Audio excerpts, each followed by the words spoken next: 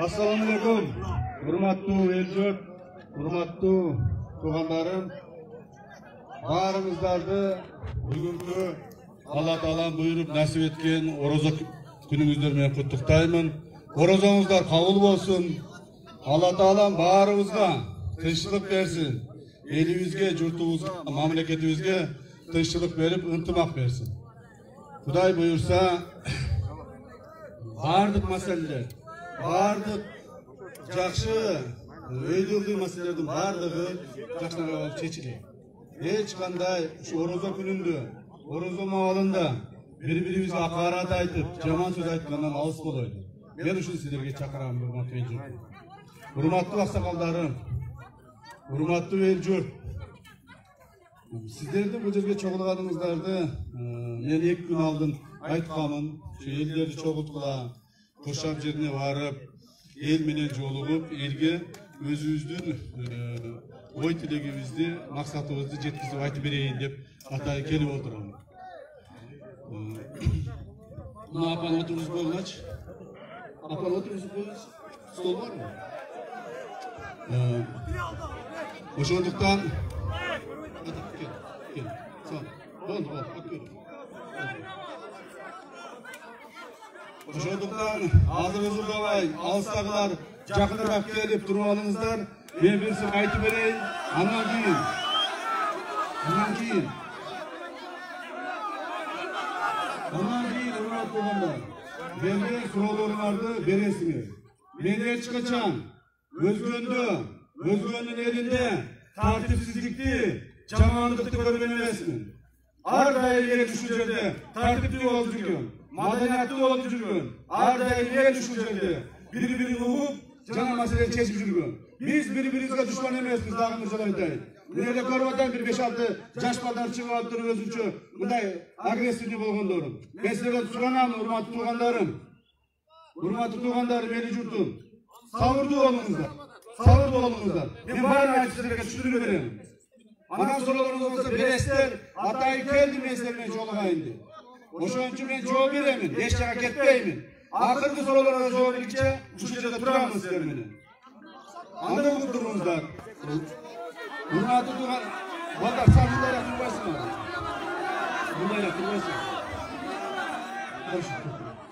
Мындайраак турбайсыңар.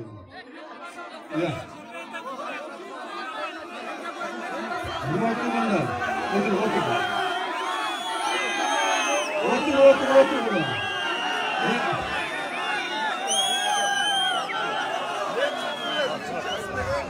Ya.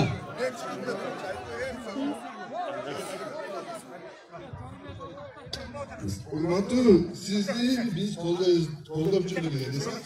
Buna emin sizni hiç kim koldağız görmeye alınmıyor diye şu sözünüzsün. Koldağız koldap tutar. Karşılarının kendine bağırıp durup özgen değil, yapayozda değil. Al söz söylemez kolkaldı. Koklatın. Bu ev bizim Makedonyalarımızdan kalan ev, bu Kırgızistan'ın evi çıkıyor. Bu yemin özgürlüğünde biz çoğalımız. Bizim cebimizde siz hayattacım kantıp demeyemeyiz sanki bile. Ama biz bile doğrularız. Özümüzde cep yetmiyor da bizim elimizde. Elimizde cep yetse, yani sizde doğrularız. Ya ablanızda, başkanınızda, ilişkiye devlet Ata-babama asıl basıyor. Haklısın mi? İlişkiye devletlerle yaşam verin. Biz hakkılıyız onlar. Tuğanlar, hürmetli tuğanlar, veringizler. Tuğanlar, huzurçu aldırmayla kapta kırsak. Apay birlikte orada soca koytura gelirler. Apay tribundan ayadadı. Hemçe duruşaydı. Buna jiribez. Şimdi söylesiniz. Ana muna güç yorganları sizlerden soraçsınlar. Tinçlik sakta beringizler. Muna jaka birden kelip mezamdуу жыйын кылайлы келиңиздер. Урматтуу операторлор, алысыраак турасыңар. Кандай элге көрүнбөй калды. Же отуруп алгыла силер. Мике. Оператор. Ушуну көрүн.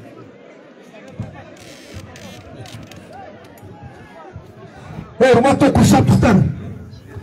Мындай жаштар, эми камчы Кыдыршаев азыр келди.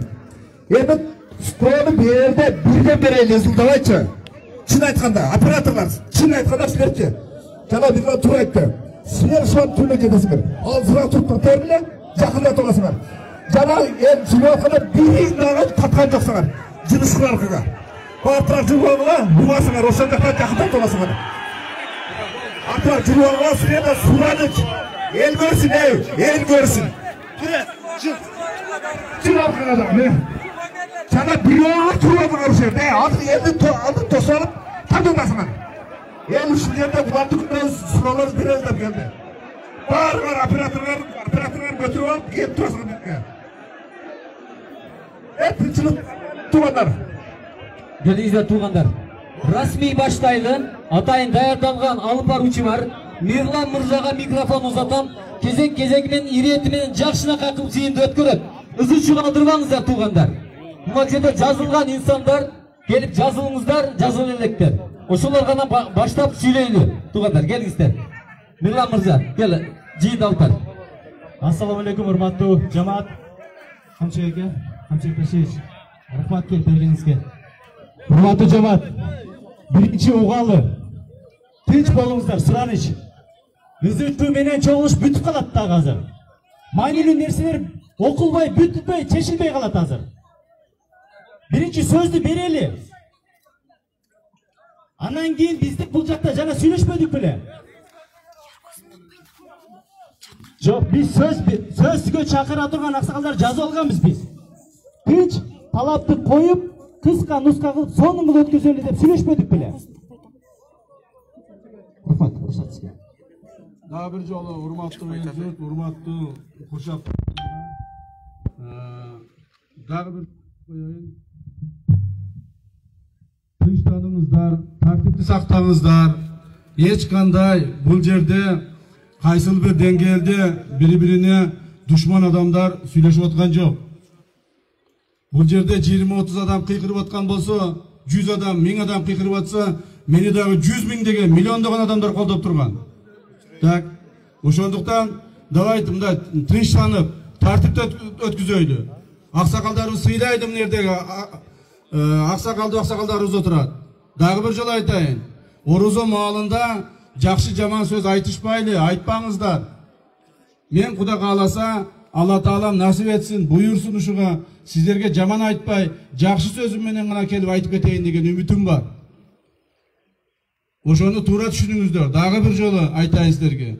Ана могул жерде бир жигит чыгып алып жана микрофонду алып сүйлөп атканда, менин атама, апама асылбагыла. Atama, apama asılgandı gördüm nere. Tayatamam beri, çoğatamam beri asılıp otat. Alarga asılıp ağıla. Menin atama asılgandın tilini julup löpötmün. Menin atam, menin apama asılgandın. Löpöyün tilini julup olamın. Asılıp ağıla men apama. Hurmatlı Eljurt, hurmatlı айтып atpayım. Мол жерде bir 20-30 negatif janagıda balдар бар eкен. Дагы bir жолу айтып коем балдар. Асылбай, жаман сөз айтпагыла. Hurmatlı Eljurt, men Kırgız mamleketinin çegarаны тактоо боюнча делимитация, демаркация маселелерин аныктоо боюнча комиссиянын төрагасы катары силердин алдыңыздарга ошо комиссиянын жүргүзгөн иштерини түшүндүрүп берүү үчүн келдим. Биздин комиссия акыркы 3-4 айда бир нече жолу жолугушууларды өткүздү. Биринчи жолугушуубуз бизде Бишкекте болду.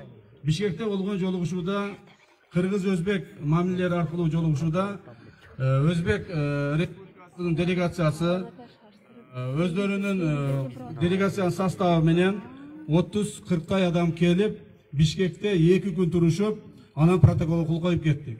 Ал протоколдо эмне болгон? Ал протоколдо мындан ары ошол делимитация, демаркациялоо иштерин тездетүү, чегара маселелерди этирак чечүү боюнча маселелер кабыл алынган. Анан кол менен карап туруңчу. Андан сырткары биздин жолугушуулар Тажикстан мамлекети менен болду. Тажикстан мамлекетинин ушундай эле өкмөттүк делегациясы менен биз Гүлистан шаарында жолуктук. Гүлистан шаарында 2 gün ошол жерде болдук. Бирок Гүлстан шаарында биз протокол кол кое алган жокпуз. Себеби Тажикстан Республикасы менен талаштуу жерлерибиз көп болгондуктан аларга эч кандай бир пикирге келе албадык. Эч кандай алар менен ошол жерлерибиз боюнча кандай тартипте иш алып барабыз пикирге келе албадык. Алар биз тааныбай турган, биздин мамлекетибиздин кызыкчылыгын коргобой турган шарттарды коюшту. Жана биз дагы ал шарттарга макул болгон жокпуз. Ошентип биздин Тажикстан менен болгон өкмөттөр аралык делегациябыздын иши протокол менен жыйынтыкталган жок. Эми андан соң биз Ташкентке бардык. Алар бизге келди, эми биз Ташкентке барабыз. Өзү жобосу ошондой. Бир бизде болот, бир аларда болот. Анан кайра бизде болот. Биз анан кийин Ташкентке бардык 23-24 март күндөрү. Ташкентке барып, Ташкентте 3 күн болдук. Ал жерде протоколго кол койдук. Ошол протоколдун маңызын мен силерге түшүндүрүп берейин. Эми Кудай буйрса, Өзбек делегациясы 10 майдан кийин бизге келет. Биз Өзбек делегациясын Ошто тосуп алабыз деген ойду кылып атабыз азыр. Ошо Ошто алар менен жолугуп, анан аркы кыла турган жумуштарыбызды тактайбыз. Биз 23-24 мартта Ташкентте жолугушуу өткүзгөндө эмне деп кандай чечимдерди кабыл алдык? Ушул боюнча мен силерге айтып берейин. Биринчиден, протоколду берчи, мен протокол боюнча айтайын. Протоколду алып, ушу протокол баш аягына чейин айтайын, чтобы силерге баягы аралашып кетпесин.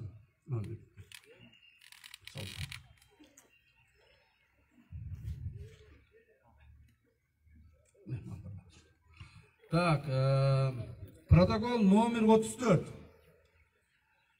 Мен бул жерде орусча жазылган, мен походу кыргызча которуп кете берем. Өкмөттөрдүн жолугушуу заседаниясында Өзбекстан жана Кыргызстан суроолор боюнча демаркация Кыргыз-Өзбек мамлекеттик чегарасы боюнча. Бул жерде кабыл алынган протокол негизинде биз могул суроолорду кабыл алдык. Биринчиден окуй берейин. Биринчиден тараптар сторону деп турат. Тараптар макулдашылды. Кемпирабад, Андижан суу сактагычынын 900 горизонталында пограничный точка 312 менен пограничный точка 312-3-кө платинаны Өзбек Республикасында калтырууга бир шарттар менен, төмөнкү шарттар менен. Биринчиден, ушул суу сактагычты өкмөттүк чоң келишимдин негизинде бул мыйзам болот. Мыйзамга муну биз айландырабыз. Бул мыйзам болот. Мыйзамдын чегинде ушул суу сактагычты эки мамлекет бирге колдонот. Башкаруусу чогуу болот. Азыркы күндө Кемпирабадты башкаруу өзбектер жалгыз өздөрү жүргүзүп атат. Мындан ары биздин келишимдин негизинде сууну башкарууга чогуу суу башкарабыз. Так.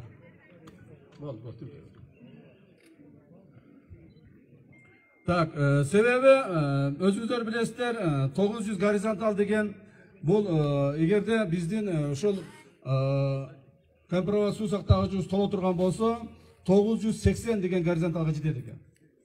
908 деген горизонталга жетет экен. 908 горизонтал болгондо мына суу сактагычтын жээгинде жашагандар өзүңүздөр отурасыздар. Суу сактагыч акырына чейин толот экен. Анан ошондо 908 болот экен. Бит муну акырына чейин толгон биздин ошол жээктеги жашаган элдерибизге ыңгайсыз экенин белгилеп, бул болбойт. 908ге чейин биз сууну толтурбайбыз. Андай боло турган болсо, ошол жерде жашаган элдерибиздин үйлөрүнө загырып, үйлөрүнөн суу чыгып, огороддордон суу чыгып, ушундай чоң маселелерди алып келип атат. Ошондуктан биз муну түшүрөбүз деп 880'den biz başladık. 880'ge түшүрөбүз деп аракет кылдык. Бирок булар менен 2 күн талкуулап, өйдө-ылдый талкуулап отуруп, акыры 900'ge келип токтоду. 900'ge келип токтогондо, урматтуу эл журт, угуп туруңуздар аягына чейин, анан кийин суроолор менен чечебиз баардыгын. Урматтуу эл журт, 900'ga келип токтогондо, жээктен, кээ бир жээктен, эми бул баягы жээктин ичиндеги суудагы жерлердин рельефине караштуу болот экен. Кээ бир жээктен 1 километр, 1,5 километрге чейин суу тартылат экен. Кээ бир жерден 300, 400, 500 метрге чейин суу тартылат экен. Баягы чуңкур жерлерден. Ошентип отуруп жээктен суу тартылат экен.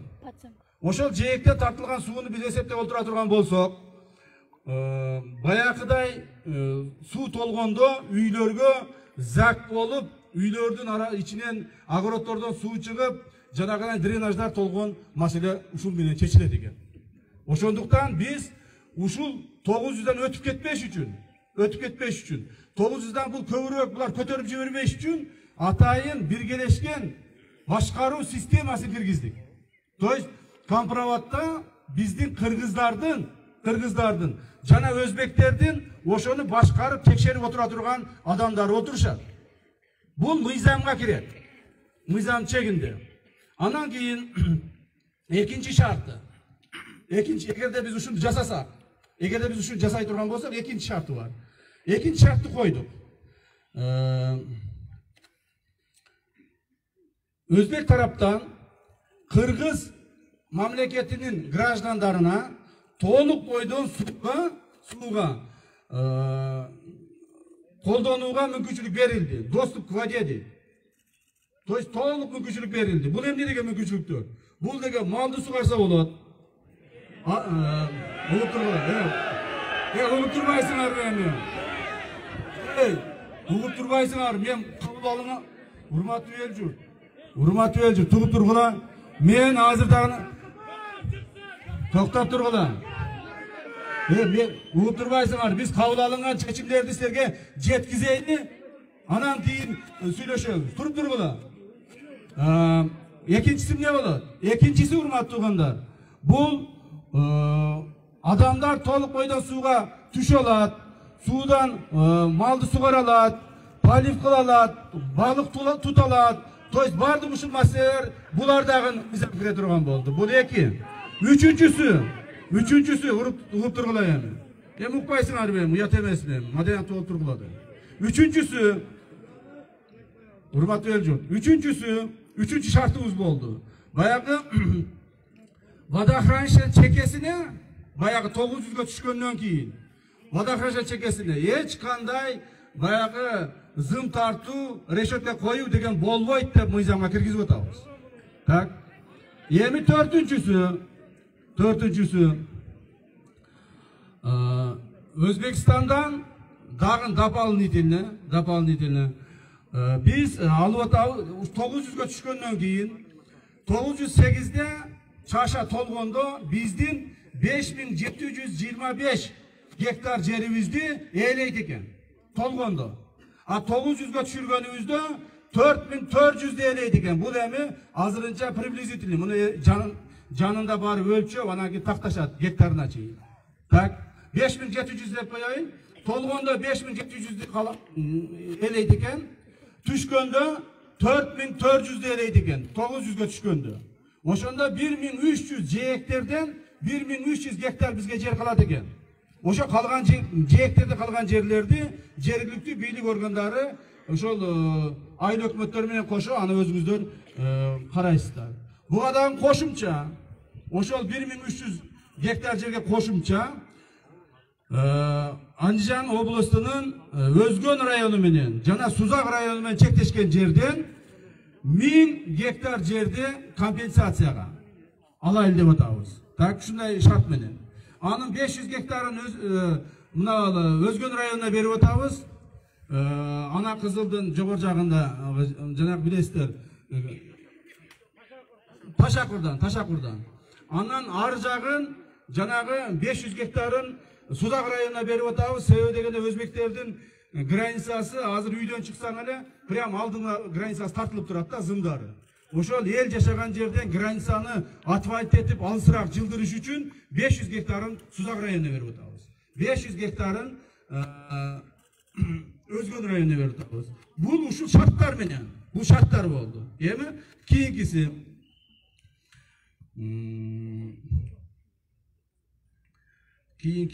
мына талап турыңуздар. Эми мына канал Шахрихан сай. Шахрихан сайдын жанында 50 гектар жерди алмаша турган болуп протокол кол коюлган. 50 гектар жерди. То есть алар биздин ошо Шахрихан сайдын боорунан сол тарабынан, Кампроваттын сол тарабынан 50 гектар жерди булар ала турган болду дагы бизге алмашуу жолу менен 50 гектар жерди Өзгөнүн территориясына бере турган болду.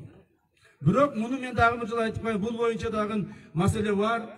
Бул боюнча мен өткөн аптада эле Кара Суу району ынтымак айылы менен жолугушуп кеткенмин. Ошол жерде эл журу менен жолугушуп, элдин сөзүн угуп, элдин тилегин, элдин мындай каалоосун угуп туруп, биз комиссия өзүбүзчө чечим кабыл алдык. Ал жерге 50 гектар эмес, биз 20 гектарды гана абден кылайлы деп. Себеби элдин каалоосу ушундай болду. 20 гектарды биз аларга беребиз, 20 гектарды алар бизге берет. То есть 50 гектардан 20-га түштүк. Эми бул мен чечим кабыл алынгандарды эме кылып атам. А бирок ушул кабыл алынган чечимдер мынантип эл менен жолугушкан маалда, эл менен такташып жер жерлеринде иштеген маалда булар такталат. Булар такталып, кээ бир жерин көбөйтөбүз, кээ бир жерин азайтабыз, кээ бир жерин дагы башка менен карайбыз. То есть мунун бардыгы такталып иш менен болот да. Бул жөнөкөй бул болгону туугандар. Протокол намерение деп коет. Жанагы протокол түзүлүп келинди. Биз алардын ойлорун билдик. Алар биздин ойлорубузду билди. Эми муну дагы биз тактап отуруп, акыры такталган акыркы протоколду кабыл алабыз. Кудай буйрса жакында. Мына ошонун бирөөсү кече күнү эмеде жанагы ынтымак айылында болду. Мына азыр экинчи дагы чоң жолугушуу сиздердин айылыңыздарда, биздин айылыбызда Куршапта болуп атат туугандар. Эми кийинки шарттар кандай болду ошо протоколдун? Ушул Кампроватты булар менен ушинтип сүйлөшкөндөн кийин эми Орто Токойго өттүк. Орто Токой суу сактагычы. Муну билесиздер, Ала Бука районунда Орто Токой деген суу сактагычыбыз бар. Ал суу сактагач кичинерээк, ал суу сактагач болгону 860 гектар гана түзөт. Биздин Кампроват 5700'ü түзсө, ал 860. Мындан Кампроваттан бир 7-8 эсе кичине. Так? Ошол Орто Токой боюнча биз эмне кылдык? Орто Токойдун үстүндө суу каптап турган жерди астындагы жерине компенсация алыш үчүн биз булар менен сүйлөшүп, эмне компенсацияларды алдык? Биз 50 участок Көксерек деген айылыбыз, урматтуу туугандар, Өзбекстандын тегерегине өтүп кеткен. Ошо баягы 50-60 жылдары өзүңүздөр билесиздер, көптөгөн убактарда баягы бир мамлекет болуп турганыбызда көптөгөн жерлер колхозу менен совхозу менен миңдеген гектар жерлер өтүп кеткен. Так, ошол маалдарды азыр оңдоп атабыз. Ошол жерде биздин кыргыз туугандарыбыз калган.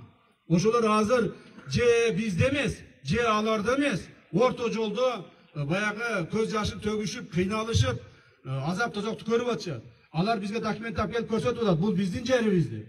А биз көрсөтөлү десек, чын айтканда андай документтерибиз болбой атат. Ошо документтерге ошо маалда, ошондогу маалдагы жетекчилер кол коюп койгон. Ошондуктан Көксерек айылын алып атабыз. 105 гектар жери менен Ала Бука районунда. Андан кийин Баястан айылын алып атабыз. Баястан участогын. Ал жерде 3-4 айыл бар. 212 гектар жери менен алып атабыз. Андан кийин Акташ, Савай.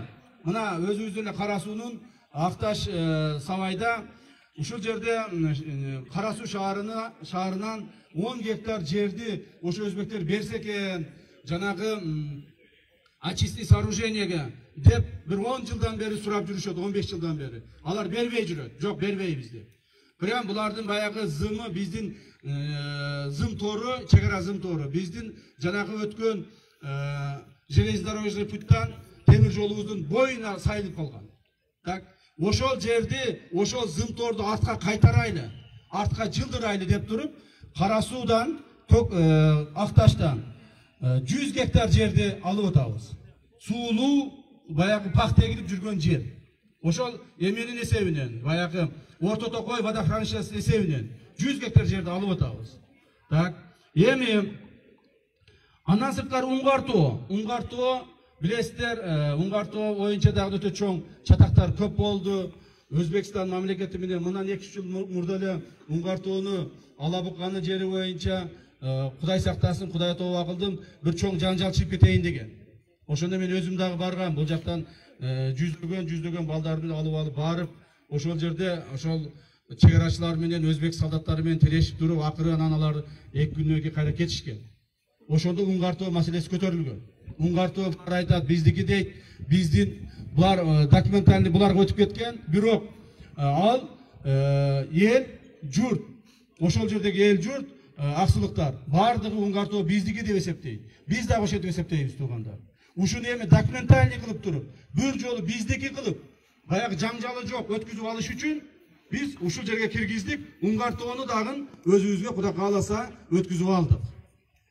Андан сырткары Кара Белес деген участоктор, урматтуу туугандар, 2017-жылы баягы ушундай протокол түзүлүп, ратификациядан өтүп, договор болуп, кол коюлуп, Өзбекстан менен Кыргызстан бир нече участоктор алмашканда, Кара Белес деген айылды, ошол аксыда Кара Белес деген айылды. Ушундай бөлүп туруп эле, биягы сеники, биягы меники деп койгон экен. Жакшы көңүл бурулган эмес экен ошондой.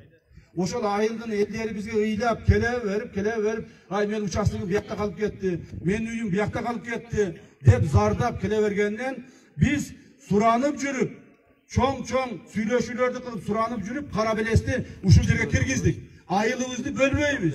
Айылды биз бүтүн кармап калышыбыз керек. Ошондуктан Кара Белести бересиңер кайрадан деп туруп, уже бөлүнүп кеткен, чегарага аларга өтүп кеткен жерди кайрадан ошол киргиздик. Кайра айылды айланып өтө турган кылып туруп, жанагы эмес чегараны, айылды бизге калтырдык Кыргызстанга. Мына бул Орто Токой боюнча жасалган, Орто Токой водохранилищесинин эсебинен жасалган жумуштар болду.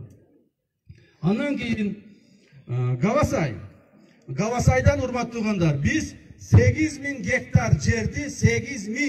гектар жерди өзүбүзгө алып атабыз. Себеби 1956-жылы ошо Гавасай деген чоң участок 19200 деп документтерде жүрөт, бирок санап мындай такта эсептеп кеткенде 15200 16000 тегерегинде экен, 16000 экен.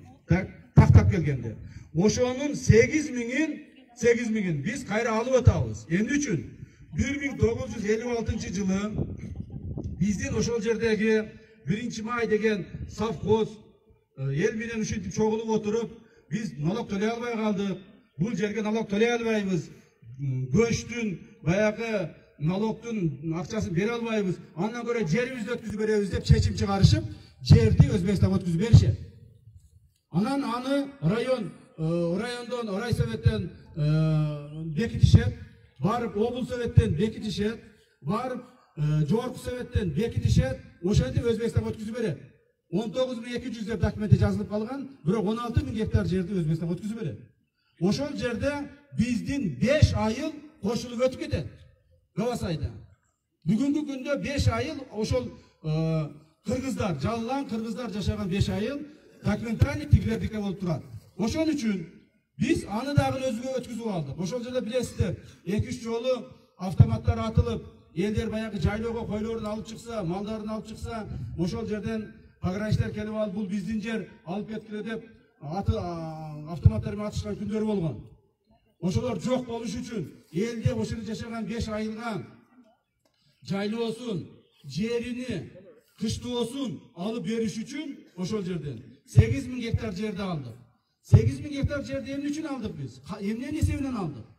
Эми азыр билесиздер, азыр кимдир бирөөгө 1 метр жерди бербейт. 8000 гектар жерди биз мына компроматтын эсебинен алдык. Кантип? Урматтуу туугандар, урматтуу туугандар, урматтуу туугандар, Угуп тургула кампырап атасына кыйкыра бербей, ал чечебиз баардыгын. Туруп тургула. Урматтуу туугандар, ошондо эмне үчүн аны алдык? Себеби дегенде, билесиздер, ошол кампыраватты куруу маалында, союз маалында Өзбекстан менен Кыргызстанда чоң келишим болгон. Ошо келишимдердин бирөөсү биздин мына кампыраваттын сол жагынан баягы Шакырхан сайдан кийин. Ошол эмеге бүргөндүгө чейин канал булар курушуп, ошол жерден биринчи 22 000 гектар, кийинки келишимде 8 000 гектар жерге суу чыгарып беришмек болгон. 8 000 гектар жерге суу чыгарып беришмек болгон. Бирок булар муну аткарышкан эмес. Ошол маалда жасалып, договорго кирип, бирок аткарбай калган, аткарбай койгон булардын талаптарды биз коюп кайрадан аткартып атабыз.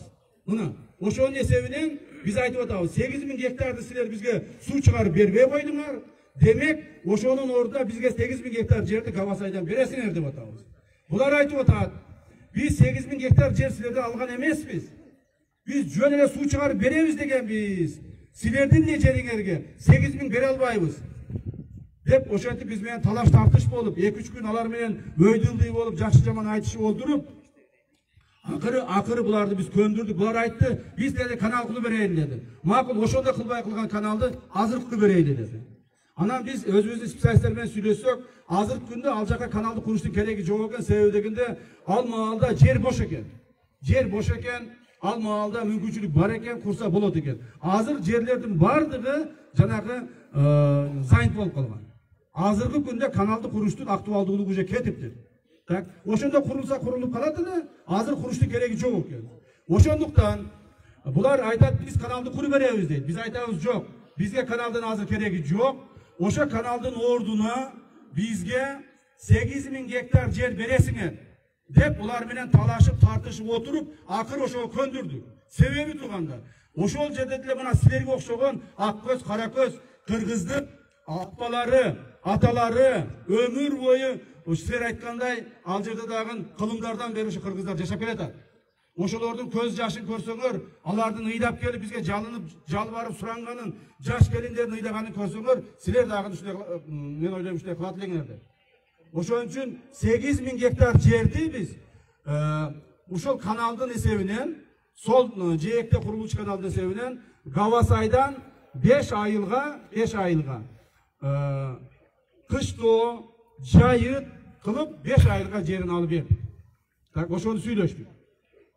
Эми дагы кеткенде, дагы кайсы иштерди аткардык, мен ошону отчет берип атам дейм силерге, ошо протоколдордо эмнелер жазылган. Чечме боюнча, эми чечме боюнча, мына Кадамжай районунда Чечме деген биздин ыйык кыргыздардын булагы бар. Мындан 1 жыл алдын ошол булакта жаңжал чыгып, былтыр май айында жаңжал чыгып, ызычуу болуп, элдер кабылышкан. Чечмени мен барып көрдүм. Чечме, урматтуу туугандар, 2 сотук жерде турат экен. 2 сотук жерде турат экен. Ошол чечмеден чыккан суунун, эмукму сонун бир булак суу чыгат экен. Ошондон чыккан суунун 80% өзбектерге агып берет экен, 20% кыргыздарга агып берет экен. Эми бул 2 сотук жер. Бирок анын баалуулугу эмнеде болуп атат? Анын баалуулугу ошо чечменин тегерегинде биздин ата бабаларыбыздын мүрзөсү бар экен. Ошо чечме кылымдардан бери биздин Кыргызстанга карап келген экен. Жакынкы эле убактарда кайсыл бир может 20-30-50 жылдын арагында эле ошо нары жактан көчүп чыгышып, чечменин тегерегин бүт ошол башка мамлекеттин адамдары ээлеп алышты. Атак бул жер биздики болуп келген экен. Ошондуктан булар дагы сурады чечмени, биз дагы сурадык чечмени. Негизинен чечме боюнча 2 сотук жер боюнча биз бир келишимге келе алган жокпуз. Мына ачык айтайын, бир келишимге келе албай калдык. Бирок акыркы маалдарда мен 1-2 жолу сүйлөштүм. Биздин комиссиянын мүчөлөрү да сүйлөшүп атат. Буюрса чечмени чечебиз го деген чоң үмүт пайда болду. Буюрса. Эми бул жолугушуу болгондо, кол коюлганда, макулдук алганда гана айтылат.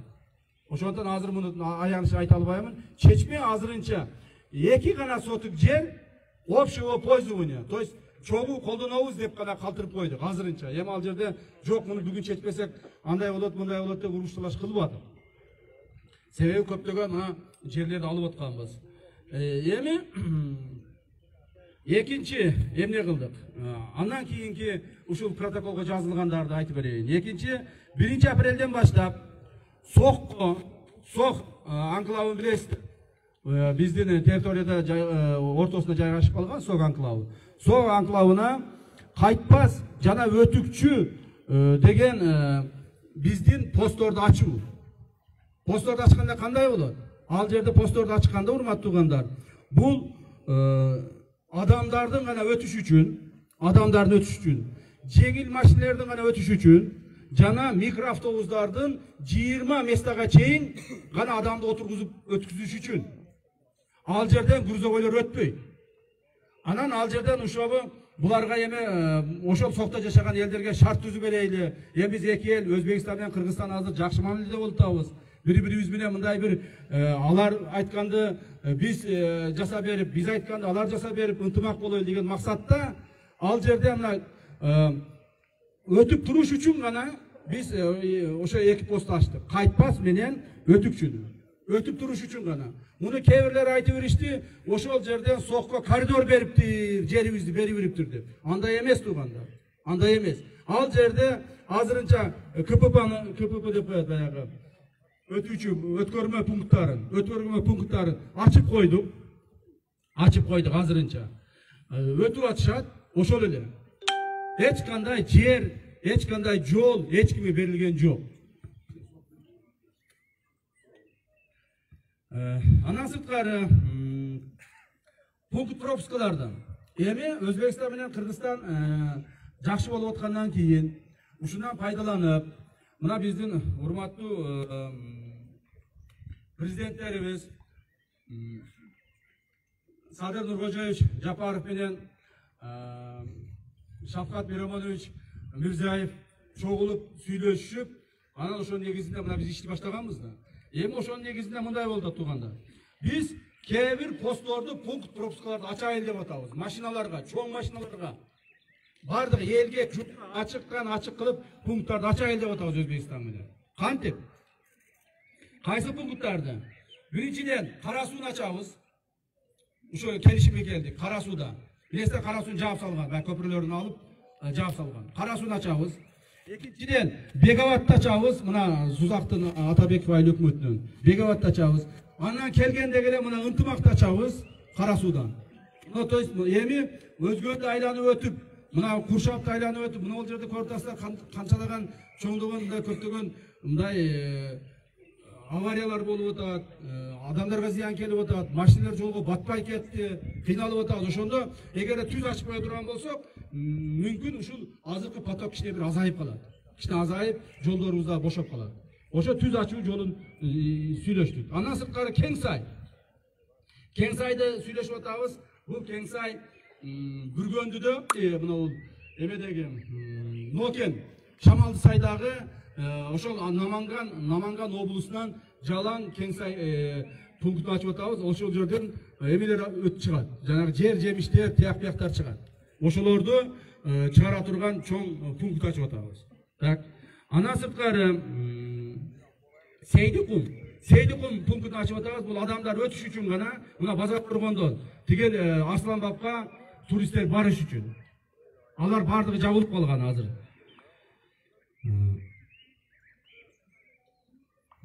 Ушул. Азыр туруп туруңар, туруп турбайсыңар, силер урматтуу эл журт. Бул деген эми биз баарыбыз жерибизди сүйөбүз, мамлекетибизди да сүйөйлү. Туруп тургула эми. Сабыр кылып. Мына болду. Ушул бүтүптүр мына. Мына болду. Ушул биздин кабыл алынган протоколубуздагы кечимдер. Эми тургандар, Кабыроватка кайтып келели эми. Мына Кабыроватка кайтып келдик.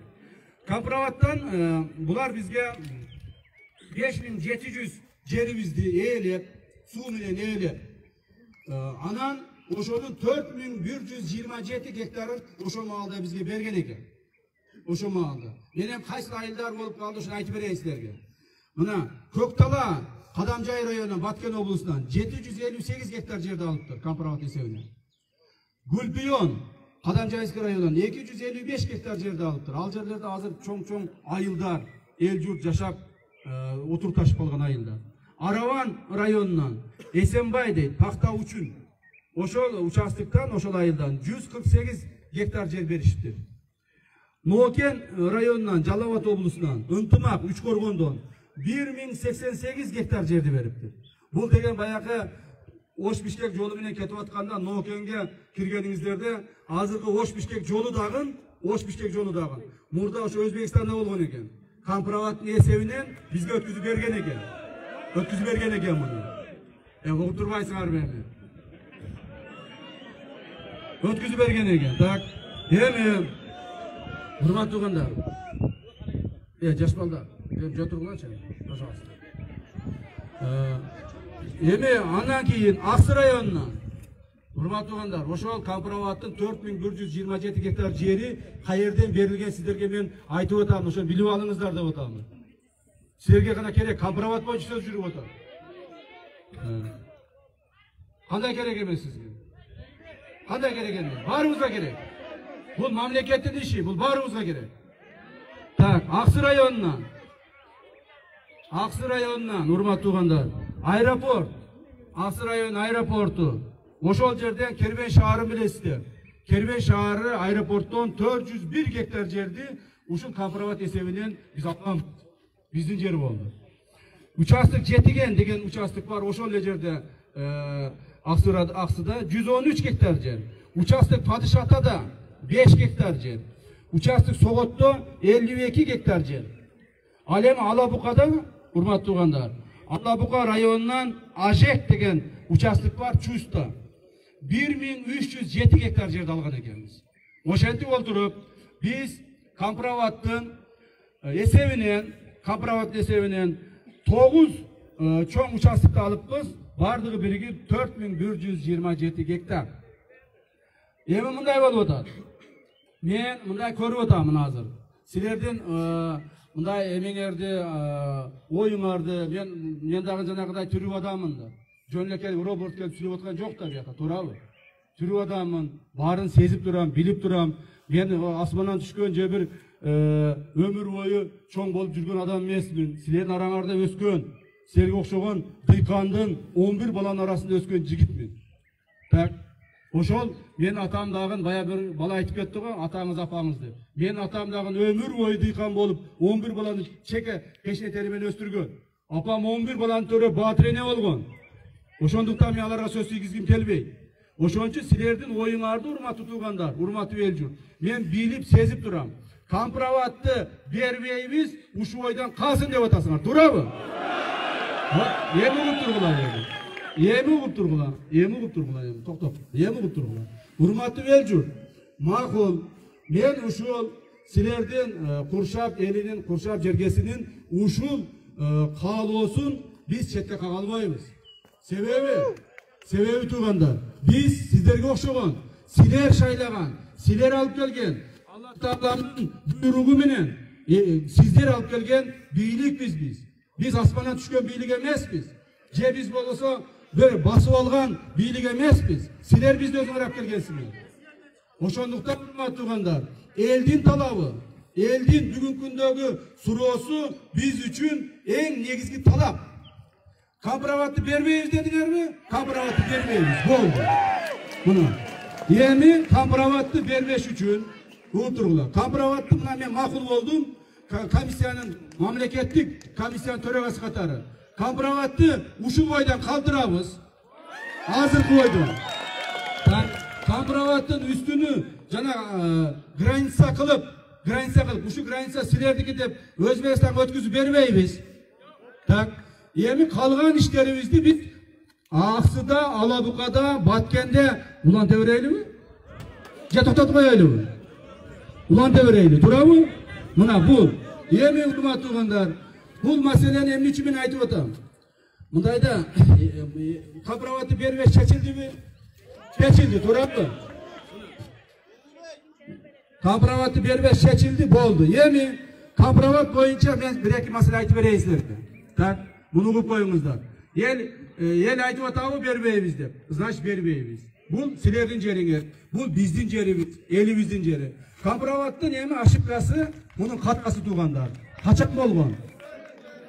Компроваттың қатасы урмат туғандар. Ошол жылдары бұл эми мындан 50 жыл проектировкалар башталганда 70 жыл болгон экен, 60 жыл мурда ушул нерсе болгон. Мына азыр биздин сууларыбызды алып келип аткан сууларыбызды бuyактан Яссы, тияктан Карадария, тияктан Куршап, мунун баардыгы компроватка куюлуп, топтолуп, анан кийин Өзбекстан өзүнүн тиричилигин кылып атат. Туурабы? Муну эми ачык эле айтышыбыз керек, болуп аткан нерсе. Бирок компроват бүгүнкү күндө туугандар бизге ушул чекесинде жашагандарга эмне пайда берип атат? Эмне пайда берип атат? Айтылачы. Пайдасы жок, туурабы?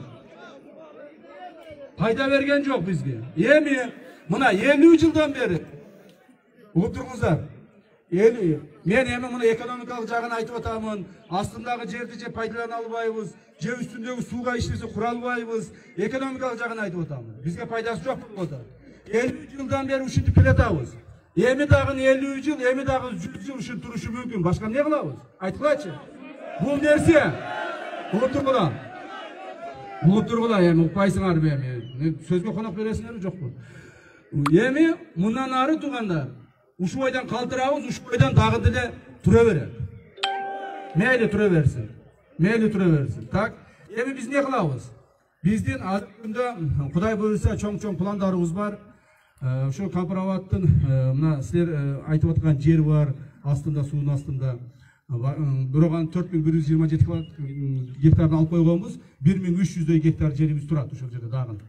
Эми ушуну биз айтылбаган көп нерселер бар. Эми бардыгын ачык айтсаң, азыр мен сүйлөгөнүмдүн бардыгы коңшу мамлекеттерге жана башкаларга кетет. Ошондон көп нерселерди мен мындай айтпай турган нерселер бар. Аны мен ачык силерге айтып бере албаймын. Эгерде шайлоо болгондо укмуш айтып бермекмин анычы.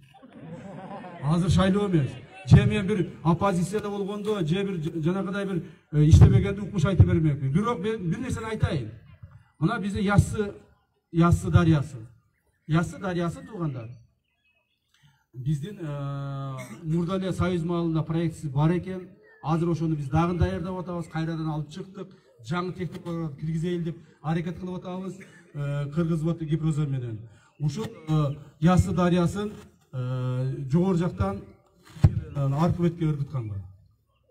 Бул андан сырткары ол жерде биздин Карадария, Куршап дарыяларын. Биз эми азыр мына жерде жашагандарыбыз, биз түгөнүп суу аягына келгенде ушул жерде жашап атабыз да. Бирок сууларыбыз биздин тоогубуздан башталып атат. Жогору жактан башталып атат. Канча жүздөгөн километр, миңдеген километр басып келип атат. Ушул Карадария эмени, Куршапты. Буга дагы азыр уже команда бердик. Кудай буйрса, быйыл жылдын аягына чейин кайсы бир деңгээлде проектси даяр болуп калат. Муну биз кыйгаштатып алып кеткенге. Так. Себеби биз мына акыркы 30 жылда бир дагы акыркы 30 жылда туугандар, бир дагы водохранилище да курбаппыз. Бир дагы ГЭС да курбаппыз. Бир дагы же мындай бир чоң бир сууну элге жеткизе турган, талааларга жеткизе турган бир да проект кылбаппыз. Биздин сууларыбыз түздөн-түз эле аккан бойдон эле агып ылдыйга түшүп кетип атат. Так, ошон үчүн ушул маселе боюнча азыр чоң проблема көтөрүлдү. Мындан 3 күн алдын биз баарыбыз чогулуп керектүү жоопкерчиликтүү адамдар премьер-министрде ушул маселелерди талкууладык. Кудай кааласа бул маселе уже башталып атат. Андан сырткары Баткенде көрүп атасыздар, чек ара болбой, чек ара бүтпөгөнүн эсебинен тажик туугандар менен биз жакшы жаман айтышып өйдөлүй болуп атабыз. Биз чек араны барып эле монтип тартып эле бүтүрүп алабыз деп ойлобойбуз. Андай болушу мүмкүн да эмес. Ошондуктан Тажикстанда азыр 3 чоң проектини баштап атабыз. Биринчиси Лейлек районунда, Бешкент айыл өкмөтүндө кайсы участок эле? Лейлек Козу Баглан суусунда Ак Тоок деген суу сактагыч курушубуз керек болуп атат. Эгерде ушул суу сактагычты кура турган болсо,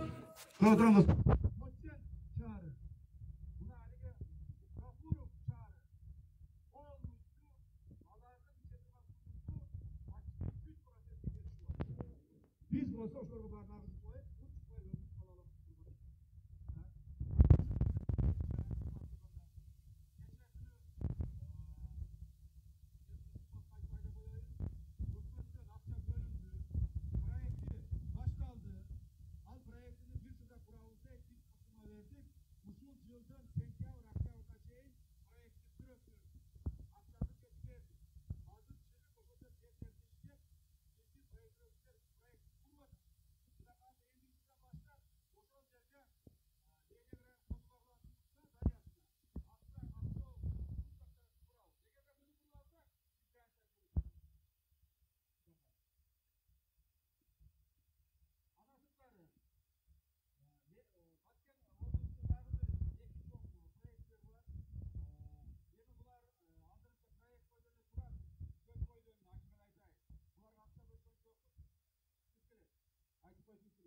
Kadanca rayonunda Sok Deryası'nda Gürgöndü kanalın rekonstrüksiyon başladı.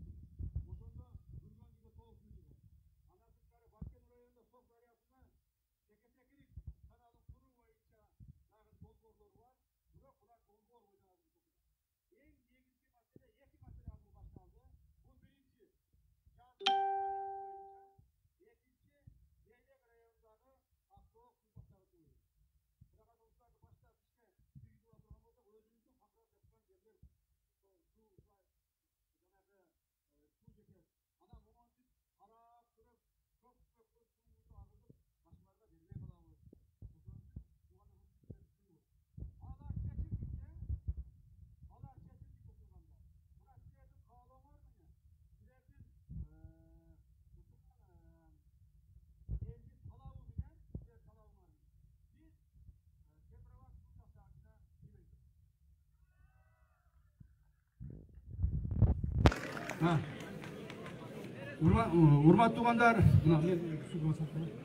Урматтуу туугандар, урматтуу эл журт, эми азыр аталарыбыз отурат, апаларыбыз отурат, күн ысык, баарыбыз мындай бир маселе менен топтолдук эле. Бул маселе мынакта чечилди. Тынч болойлу, ынтымак болойлу, бири-бирибизге сөз айтпайлы. Мен ушул жерге отурган аталарыбызды, апаларыбызды, урматтуу эл журт, мына мен жөнүндө канчалаган ар түрдүү жалган ушак айыңдарды ар түрдүү нерсе таркатып атат. Мына кече bir 3-4 gün bir hafta oldu. Taşıyıp tigel Dubai'dan üye alıptır deydi. Dubai'dan kança milyon dollarga üye alıptır dep çıkarıp internetke jayıp anan janagı haligi atayı uşunday uşaka alıngan adamlar uşunu jetkizip atат. Урматтуу туугандар, урматтуу эл журт, мен силерге айтып коеюн. Жакшылап угуңуздар. Ооба, мен үй aldım. Biz үй aldık. Kayсы үй aldık biz? Ben жақында bir oruza baştalğandan 3-4 gündən keyin bolsa gerek İspanya'da oğlum 15 yaşar oğlum İspanya'da futbol oynuyor. Levante, Valencia şaharında, Levante klubunda. Oşa balam çalıp kaldı. Ata Akan Barat de, Thomas degen çoğun oğlum var. Thomas Akan Barat uşuğa jardan berip koyuңчу de.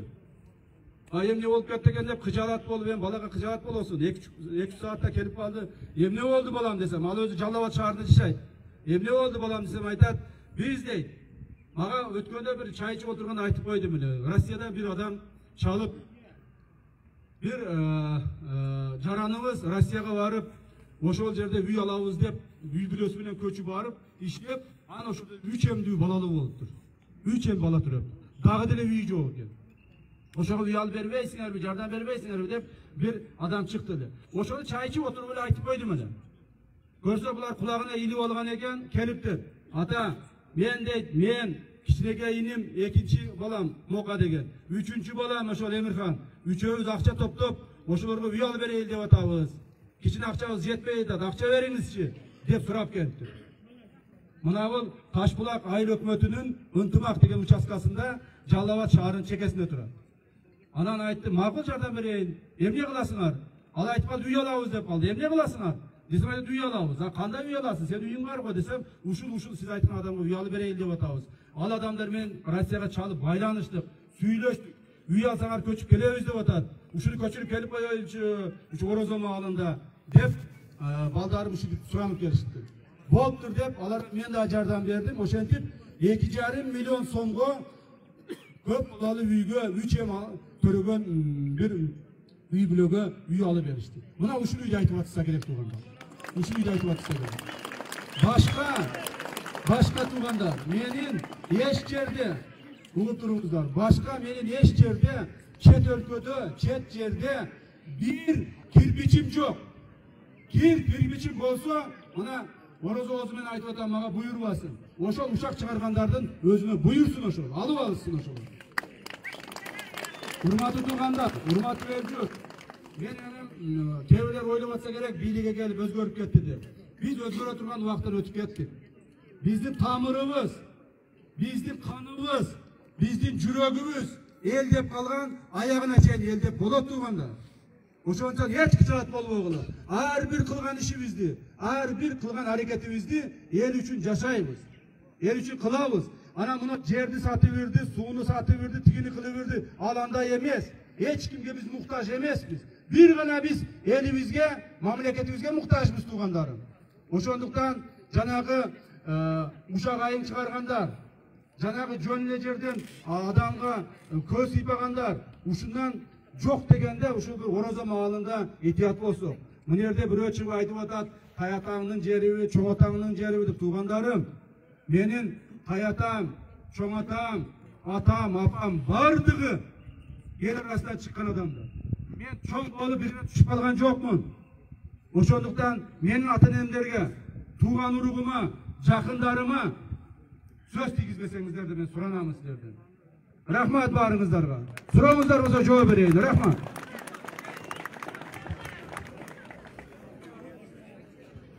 Рахмат. Биз бул жакта бир кишиге сөз берсек, ал ушул айылдын тургуну Акыл Айтбаев агабызга.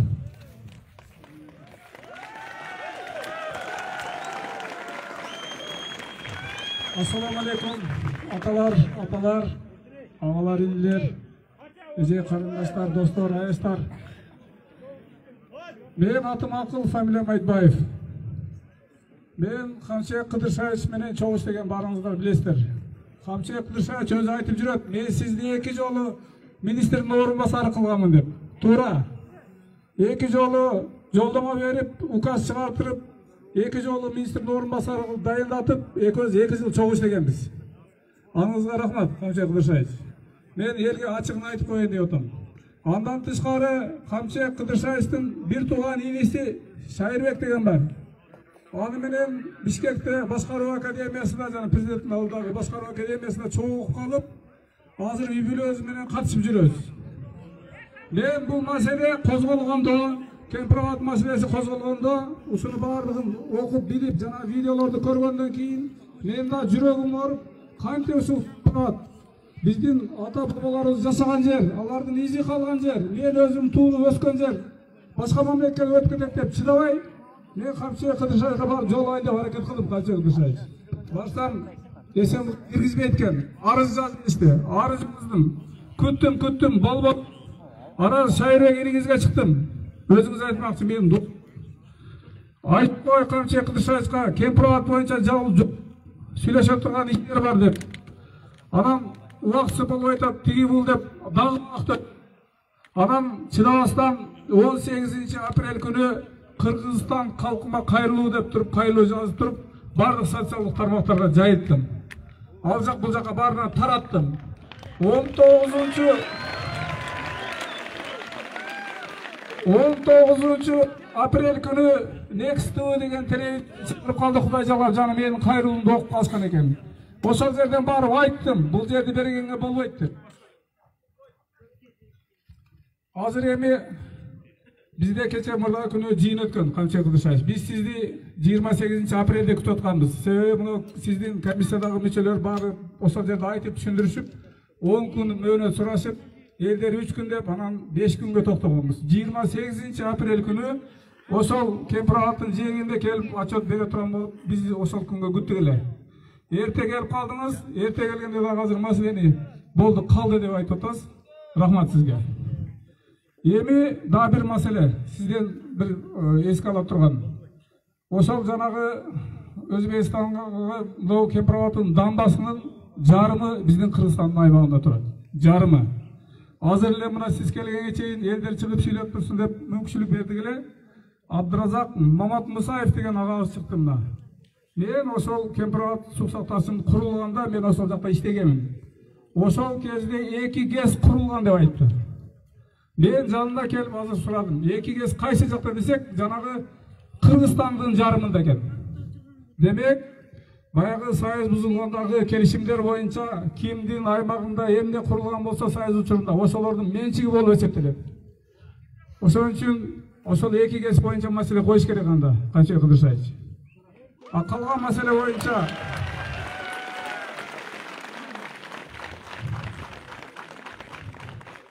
маселе боюнча эми чегара өзгөрбөй калса, биздин талабыбыз ошол болчу. Эми бизге баягы коллекторлук дренаждык системаны куруп беребиз деп курбай койгон элдер дагы эле кыйналып атат. Жеринарынан суулар чыгып, туз чыгып, жараксыз болуп, элдер ооруп, ошол коллектор дренаждык системаны өзбек тарабы өзүнүн эсебинен куруп берсин. Болду, рахмат.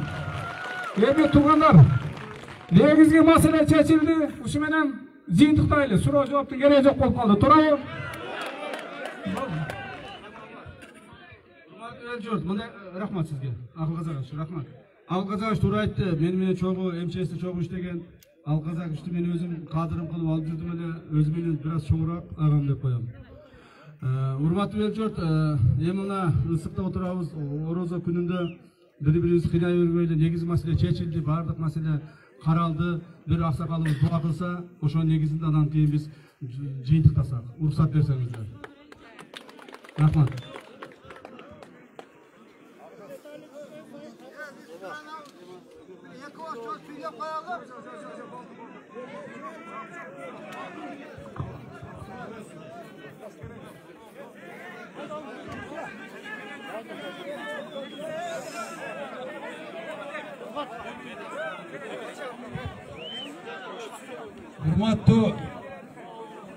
Hurmatlı el jurt.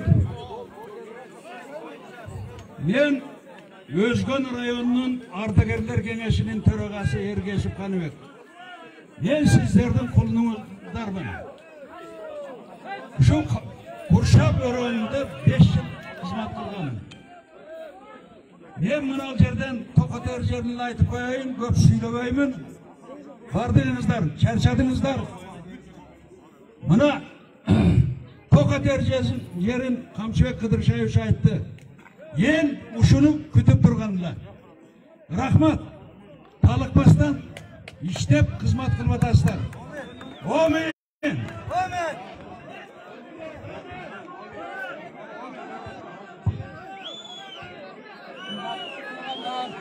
Mana kelgen mehmandar, mana aytılgan yetin talabı atkarıldı.